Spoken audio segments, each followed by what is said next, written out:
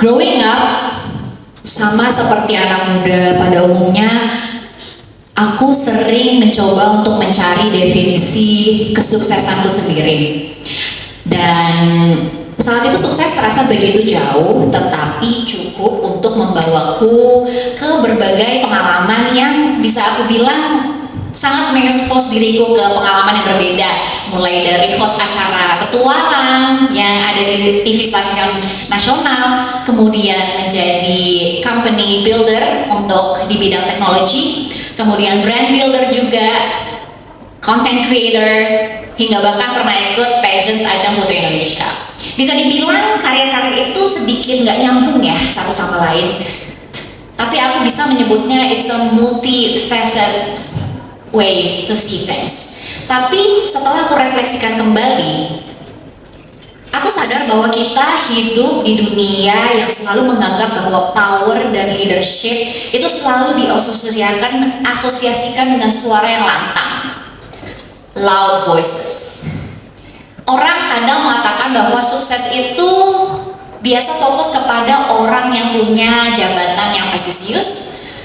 Sukses itu fokus kepada orang yang mungkin punya pengikut yang banyak, orang yang punya suara yang bisa menginfluence orang lain, orang yang mungkin punya public speaking yang baik, pinter, dan banyak hal. Dimana menurutku itu benar sekali, itu karakteristik yang sangat kita butuhkan ya. Tapi bagaimana jika aku mengatakan bahwa ada kekuatan yang jarang kita lihat? Kekuatan yang seringkali kita lupakan karena nature dari kekuatan ini adalah sunyi, nggak punya KPI, nggak punya job description, dan jarang dilihat sama orang lain, tidak terkompensasi. Tetapi tahu nggak, tanpa kekuatan ini, societies, communities, workplaces, bahkan hingga families, keluarga, itu tidak bisa berjalan tanpa kekuatan ini. And that is my topic today. Aku ingin membahas tentang the invisible labor. The invisible labor ini merupakan pekerjaan yang jarang kita recognize, jarang dibicarakan, jarang dikompensasi. Tetapi tanpa pekerjaan ini, banyak sekali society yang mungkin tidak bisa berjalan seperti sekarang. Nah, supaya kita ada bayangan ya, apa sih itu invisible labor? Aku ingin kasih kalian sebuah cerita ya. Imagine a situation. Kita kasih karakter kali ya, biar kebayang. Aku sebut karakter ini namanya adalah Mawar. Jadi Mawar bangun pagi jam 5 untuk ibadah, kemudian lanjut untuk mandi duluan. Dia mandi paling pertama dari semua yang ada di rumah itu. Kemudian dia siap-siap mempersiapkan makanan. Terus di saat yang bersamaan dia saat memasak, ini kayaknya telurnya udah mau habis deh. Ini grocery-nya kayaknya udah mau habis deh. Aku harus beli kapan lagi ya makanannya. Saat itu juga anaknya bangun tidur. Dari situ dia harus bergegas lari dari dapur menuju kamar, bawa anaknya, kemudian anaknya harus mandi, memandikan, membereskan, siap-siap, kemudian mempersiapkan sarapan. Lalu kemudian anaknya ikut sarapan, dan di saat yang bersamaan sebelumnya suaminya juga sudah bangun, sudah siap-siap dan ikut sarapan. Dan dari sarapan sudah disiapkannya, mereka menikmati, menyantapnya bersama, dan akhirnya anaknya pun berangkat sekolah. Suaminya juga pergi berangkat kerja. Biasanya kita membahas sukses itu mulai dari time frame itu baru start. Jadi misal kalau kita ke anaknya, ketika anaknya sudah well fed, sudah makan cukup, lalu ia berangkat ke sekolah, bisa menyimak pelajaran dengan baik, bisa angkat tangan, bisa berdiskusi, dan apabila dia konsisten seperti itu, dia bisa dicap sebagai anak yang pintar. Ia bisa juara kelas juga gitu, menjadi anak yang berprestasi.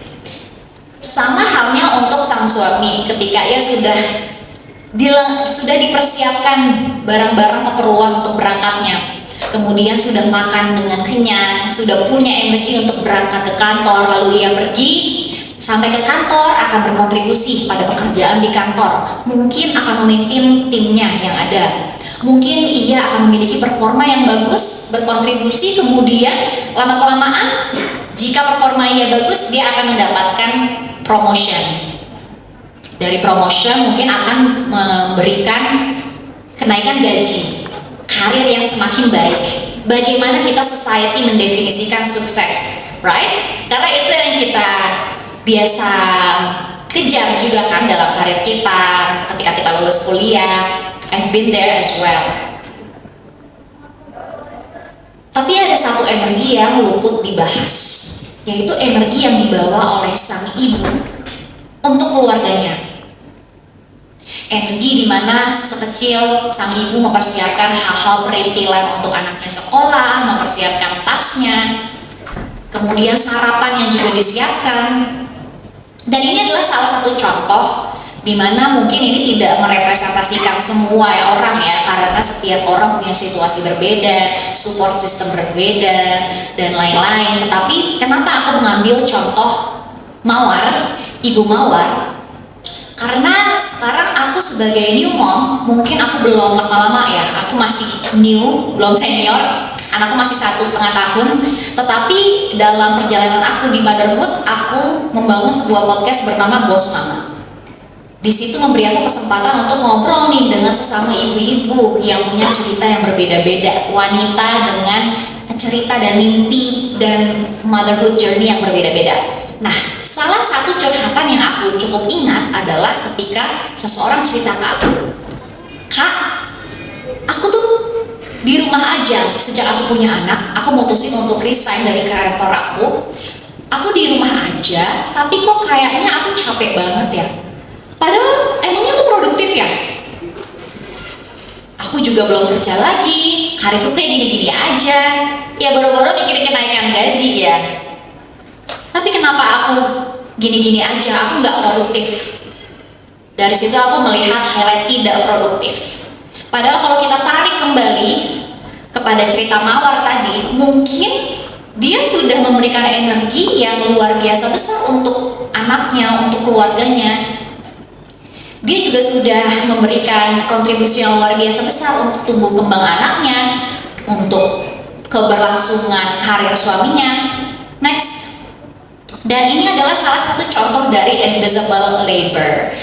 Dan meskipun invisible labor itu tidak hanya terbatas untuk motherhood saja ya, akan ada banyak lagi yang aku ceritakan. Tetapi ini satu hal yang melekat sekali di society karena jarang sekali kita mengrecognize bahwa ini adalah pekerjaan yang benar-benar membutuhkan mental capacity kita, membutuhkan energi kita, waktu kita, dan yang paling penting membutuhkan skill.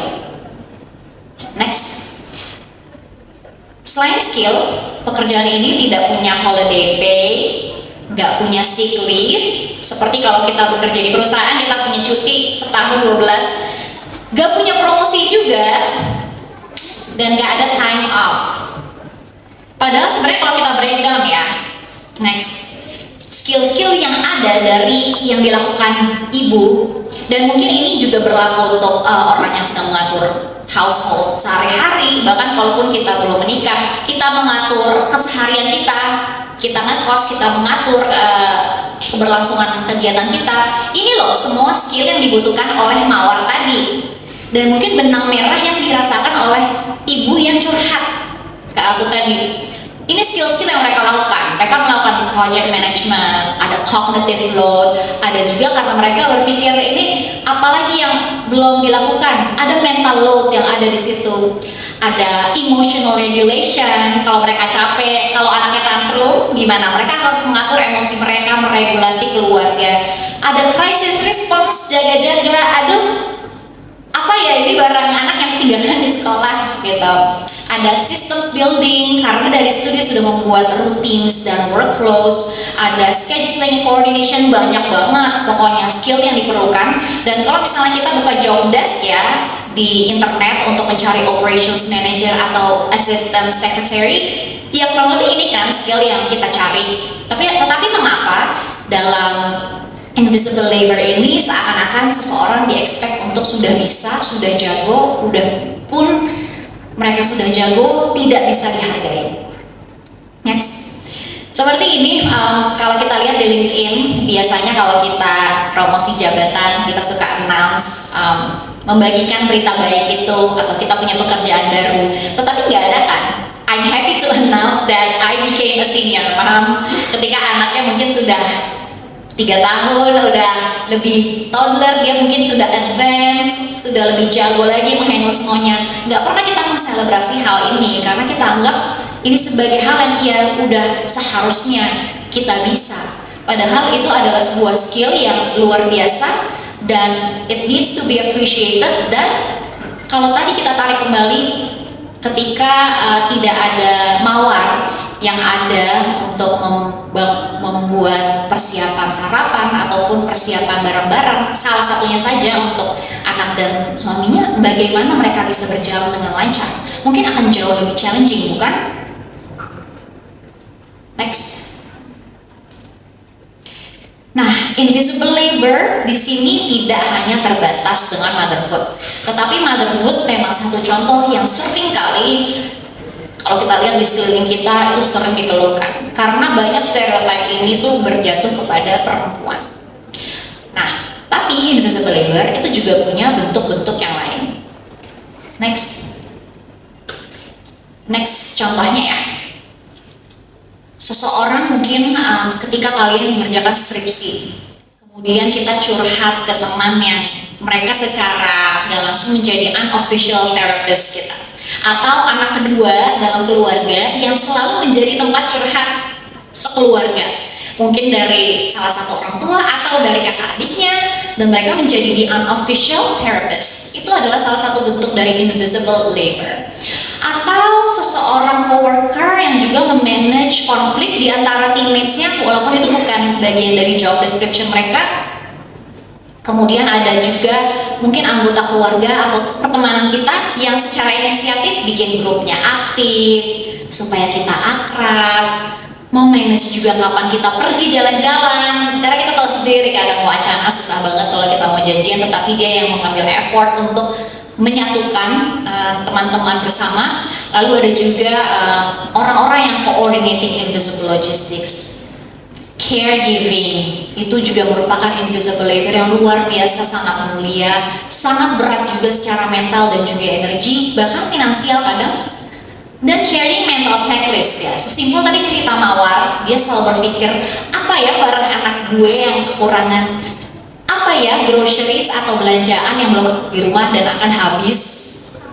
Ia selalu berpikir, selalu ada di mental load dia, dan itu semua adalah contoh dari the invisible labor, yang mana bayangkan tidak ada itu semua, apakah cukup kita sebagai society functioning hanya dengan intelligence kita?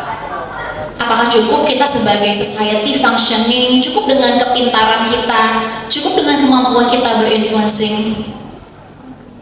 Kalau kita lihat akar dari orang-orang yang melakukan the invisible labor ini, sifat yang terakar adalah empati, rasa kepedulian sesama, ingin berbuat baik, dan aku rasa itu yang ternyata dibutuhkan ya oleh society zaman sekarang yang kadang kita nggak sering bicarakan. Tapi sebelumnya pengen tanya apa ya yang mengenable invisible labor ini sebagai fenomena yang ada. Yang pertama adalah gender expectation. Kebanyakan invisible labor yang tadi aku sebutkan itu diekspektasikan kepada perempuan. Apalagi perempuan ketika sudah menikah dianggap sudah harus otomatis bisa mengatur keperluan rumah tangga, padahal tidak pernah ada tutorialnya. Sama hal ya, emangnya laki-laki juga langsung bisa ya kalau nggak belajar tutorialnya. Tetapi somehow ekspektasi itu ada ke perempuan langsung. Itu hanya salah satu contoh, tetapi banyak lagi role-role dari mental load atau invisible labor yang sudah aku sebutkan juga diekspektasikan ke satu gender saja. Yang kedua adalah culture normalization. Banyak dari hal-hal yang invisible labor tadi itu dianggap sudah seharusnya orang-orang bisa melakukan itu. Sudah seharusnya kita menjadi pendengar yang baik orang-orang. Sudah seharusnya kita tuh membantu agar urusan keluarga kita lancar, kita sebagai penanggung jawab. Sudah seharusnya kita dalam pertemanan yang menjadi pengerat utama. Sudah seharusnya di dalam tim kita menjadi yang memperjelas ke anak-anak yang baru datang, kita yang onboarding mereka.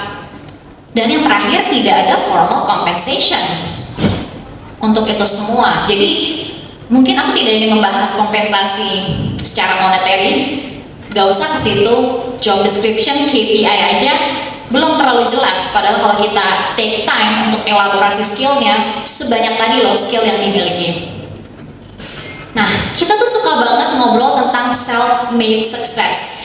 Tapi setelah aku refleksi, setelah menjadi seorang ibu, setelah aku juga semakin melihat di sekelilingku tuh banyak sekali ya the invisible labor. Aku jadi melihat diriku dengan berbagai pengalamanku ini berbeda. Ternyata aku tuh gak ada di titik ini dan aku gak bisa berdiri. Ternyata aku tidak akan ada di titik ini. Ternyata aku tidak akan berada di panggung ini dan berbicara di depan tanpa the invisible labor atau the invisible helping hands yang membantu aku selama ini. Ketika aku menjadi host acara petualang dulu, misalnya, aku bangga sekali, aku merasa kuat banget 2 minggu, aku bisa pergi ke pedalaman, terus pulang lagi ke Jakarta hanya bentar, berangkat lagi ke pedalaman, oh kayaknya aku kuat banget. Padahal ternyata aku bisa melewati itu semua kalau bukan karena ibu yang membantu aku packing, mempersiapkan semua barang-barangku, menanyakan kabarku agar aku juga sehat secara mental. Tidak juga karena orang-orang lokal yang memasakkanku makanan, itu semua the invisible labor yang membuatku lancar. Ataupun dalam karirku juga, it's all the helping hands. Dan sekarang ketika aku menjadi seorang ibu, aku juga gak akan ada di titik ini tanpa orang-orang yang membantu aku. Dalam karirku juga tidak akan ada di titik ini tanpa orang-orang yang bahkan judulnya bukan mentor aku secara resmi, tetapi mereka meluangkan waktunya untuk memberikan cerita, saran, dan advice yang mungkin mengubah keputusanku yang sangat penting. Jadi ini hanya salah satu dari helping hands yang membantuku, tetapi masih banyak sekali orang-orang yang berperan. And what can we do? Kita bisa pertama say it loud, lihat ke kanan kiri. Siapa yang sudah membantu kita? Siapa yang udah masakin kita? Siapa yang udah bantuin mental kita, mendengarkan kita? Siapa yang udah melakukan itu, bilang terima kasih dan acknowledge that. Kita nggak ada di titik ini hanya karena kita hebat. Kedua, share the load. Jangan sampai orang yang melakukan the invisible labor ini merasa terbebani, seperti sosok mama yang bercerita ke aku bahwa dia merasa tidak produktif hanya karena dia di rumah, meskipun dia sudah berkontribusi banyak. Ketiga, redesign the systems. Kita tuh harus ya memberikan recognition. Kita tuh harus ya memberikan kompensasi dalam bentuk, gak hanya bicara dalam bentuk uang ya, tapi dalam bentuk apresiasi. Dan keempat, kita harus mengajari next generation secara berbeda, bahwa kesuksesan itu tidak hanya dilihat dari kepintaran kita, dari loud skills ya, dari prestigious kita, job description kita, tetapi bahkan seharusnya kita lebih memberikan kredit ke sifat-sifat seperti empati, sifat saling membantu, sifat untuk mendengarkan. Karena tanpa the invisible labor itu semua, bisa bayangkan kita melalui ini semua. Dan yang terakhir, honor your own invisible labor. Mungkin tadi kita bicara apa sih yang orang lain sudah lakukan ke kita, tetapi kita sebagai individual, mungkin kita juga sudah berjasa loh ke orang lain dengan hal yang kita lakukan yang bagi kita kecil, ini bukan apa-apa, tetapi itu adalah invisible labor yang berhasil membantu mereka. Mungkin kita sudah menjadi pendengar yang baik kepada seseorang yang tanpa kita dengarkan, mungkin dia sudah berhenti. Mungkin kita sudah menjadi orang tua yang terbaik untuk anak kita dengan membantu tumbuh kembangnya, dengan membantu logistiknya. Itu hanya salah satu contoh kecil, and honor that. Karena banyak dari kita sudah carrying so much that we forget it is work. Anak pertama, oh kayaknya memang itu tugasku. No, that is also work, and we forgot that matter as well. Jadi tanyakan lagi, apa yang tidak aku lihat? Dan terakhir aku ingin menutup dengan berpesan bahwa kita kadang pengen mengubah dunia dengan cara yang besar. Tapi kalau kita mulai untuk merecognize the invisible labor yang ada di sekitar kita, aku yakin kok progres itu akan terjadi jauh lebih cepat. Karena ketika cerita-cerita dari perempuan, cerita dari quiet influence ini stop being invisible, dan semua progress dan power becomes inevitable. Thank you.